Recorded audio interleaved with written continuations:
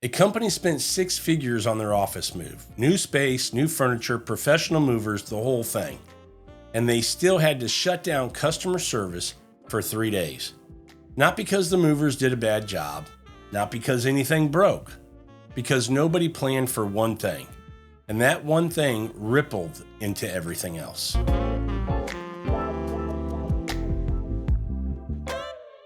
Today, I'm walking you through the 10 things that get overlooked most often when a company plans an office relocation. Some of these will cost you money if you miss them. A couple of these will cost you your customers' patience. And one of them, we'll get into it, is the one that actually explains why the other 9 happened in the first place. I've spent 30 years managing commercial relocations, offices, warehouses, labs, full building transitions, activations. I've seen the moves that go so smoothly, nobody even notices they happened. And I've seen the ones that turn into a fire drill that lasts 3 weeks. The difference almost never comes down to the moving company. It comes down to what got planned and what got missed, long before move day. So here are the 10 on my list. Number 1, no swing space plan for departments that can't stop working. Most companies plan and move like it's an on-off switch. Everybody moves at once, business pauses for a day, then everybody's back to work. That's fine until you hit a department that genuinely cannot go dark. Customer service, order processing, IT support, any team where we're down for a day means real revenue or real customer damage. Those departments need a different plan. Staged moves, temporary workstations, sometimes literal swing space in another part of the building. And that plan has to exist weeks before move day, not get invented the week of.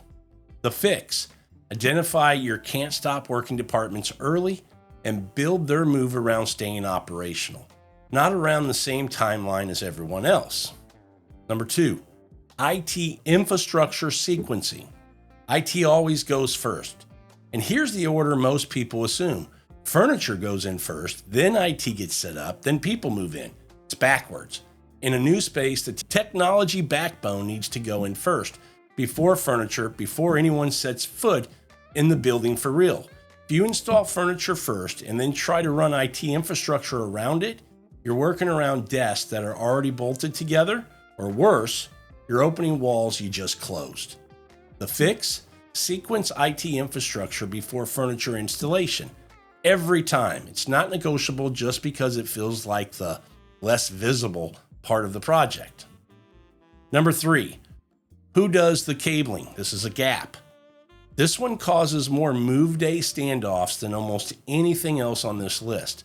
Movers can disconnect, transport, and reconnect IT equipment, but the actual data cabling, the voice, running new lines, terminating connections, that's a completely separate scope of work, usually owned by the client's IT department or an IT vendor.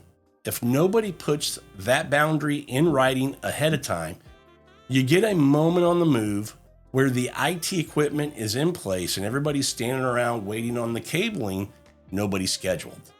This is extremely important, especially when we're talking about workstations and the cabling that goes through the base feeds. This is a big one that gets mixed. The fix: name in writing exactly who owns the cabling before the project starts. Not IT will handle it. You need to know which vendor, the date, and that it's been confirmed. Number 4, PC disconnect timing. Companies often want computers disconnected early, a few days out, just to be safe. It feels reasonable. It's actually the wrong call. Employees need their equipment for as long as possible to keep working.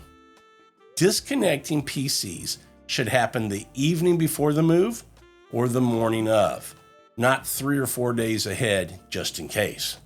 The fix: don't let anxiety about the move push disconnect timing earlier than it needs to be.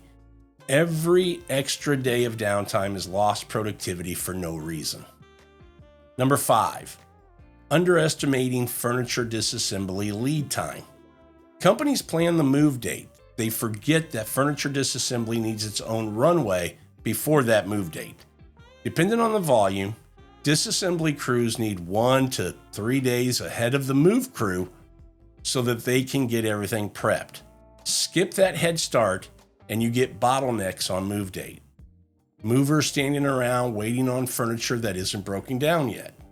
The fix?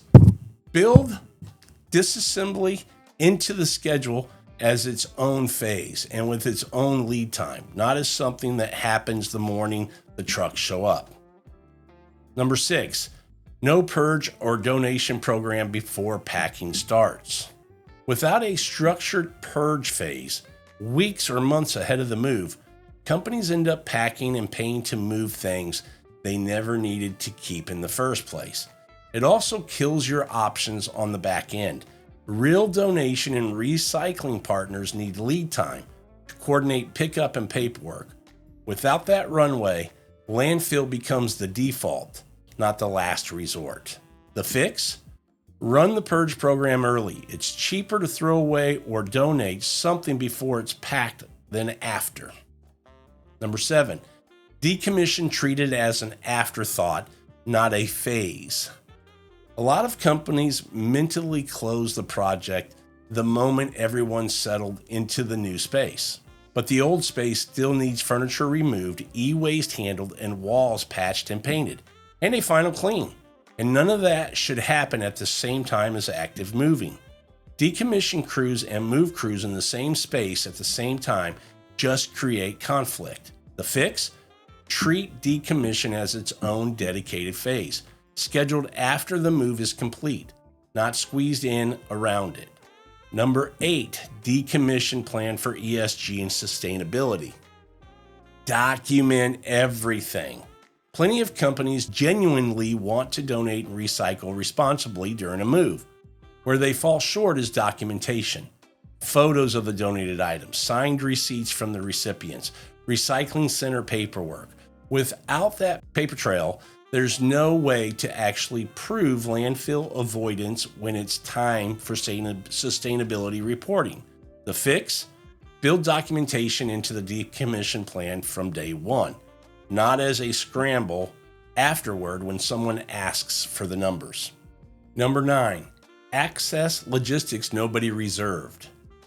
Freight elevator scheduling, loading dock reservations, building hour restrictions, forklift availability. These sound like footnotes. They are not footnotes. Any one of them left unconfirmed can stall an entire move date. Trucks sitting outside because nobody booked the dock, or a crew standing around because the freight elevator was double booked. The fix? Confirm every access point with building management well before move date, not the week of. Number 10, crew sizing based on guesswork, not the actual scope. This one ties back to almost everything else. Companies, and sometimes the actual movers, size crews off a gut feeling instead of the actual volume to move, the building logistics at origin and destination, and the drive time from origin to destination. Underman the crew, and you get overtime, exhausted teams, and a safety risk. Overman the crew, and you're paying for people standing around. Getting it right requires actually seeing the space, not a phone estimate, a real site visit. The fix? Insist on a site visit before finalizing crew size and pricing. It's a single best predictor of whether the rest of the list gets handled correctly. Take a step back and look at the list again. Not one of those 10 things is really about the trucks or the boxes or the physical act of moving furniture from point A to point B.